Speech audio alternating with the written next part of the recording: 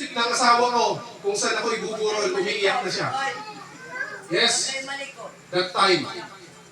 Pero after 1 hour, ibinalik ng Diyos yung buhay ko. Kasi may plano ang Diyos sa buhay ko.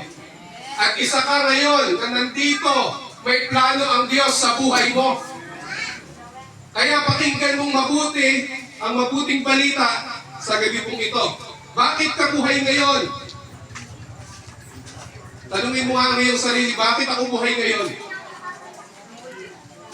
May dahilan. Ang sabi po sa aklat ng unang Timoteo chapter 2, verse 3, ito ang mabuting balita, ibig ng Diyos ang lahat ay maligtas at makaalam ng katotohanan. Gusto ng Diyos, malaman mo ang katotohanan at mabuting balita ngayong oras na ito. Kung bakit kayo naririto ngayon? Gusto ng Diyos, malaman ninyo ang mabuting balita. May kaligtasan. Sa mga nandyan po sa likod, may kaligtasan. Kailangan niyo ang Diyos sa inyong buhay.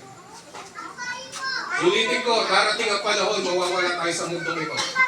Walang katiyakan ng araw ng bukas, baka bukas lang, mawala ka na. Ano ang gagawin mo?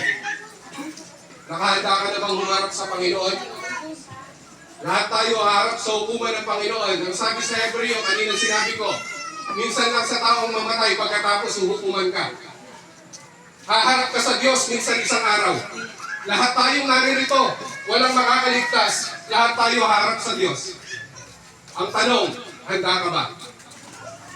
Ipagsusulit mo ang buhay na meron ka sa mundong ito. May patutunguhan po ang tao. Alam po ng marami yan. Either heaven or hell. Langit o impyerno. At pag tinanong po kayo kung saan niyo po gustong mapunta, ang sagot niyo po ay langit. Maraming gusto langit pumunta. Pero ang tanong, nakakasiguro ka ba? Kapag namatay ka maya-maya, pag tulog mo mamayang gabi, nakakatiyak ka ba na buhay ka pa hanggang bukas? O sa mga susunod? Noong nakaraang araw, nalunod ako ng isang vlogger. Kanina lang, kahapon, dineclare siya na wala na siyang buhay. Namatay siya. Kaya bawat isa po sa atin, uli, inihiling ko po, pakinggan niyo po ito, ilang minuto lang po ito. Okay po ba yun? Sabihin mo sa iyong katabi, okay lang bang makinig ka muna? Kaya kung tatanungin ka, langit o impyerno ang sasagutin mo, langit. Okay? Sabi po sa Juan 3:16, pakinggan po ninyo ito, gayon na lamang ang pag-ibig ng Diyos sa sanlibutan, kaya ibinigay niya ang kanyang bugtong na anak upang ang sinumang sumampalataya sa kanya ay hindi mapahamak, kundi magkaroon ng buhay na walang hanggan. May patutunguhan po ang tao, pero may good news, may mabuting balita.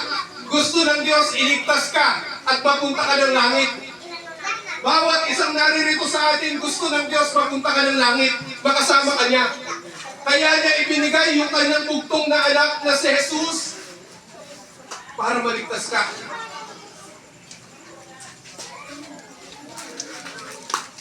Mahal ka ng Diyos, kapatid. Sabihin mo sa iyong katabi, mahal ka ng Diyos. Mahal ka ng Diyos, kapatid.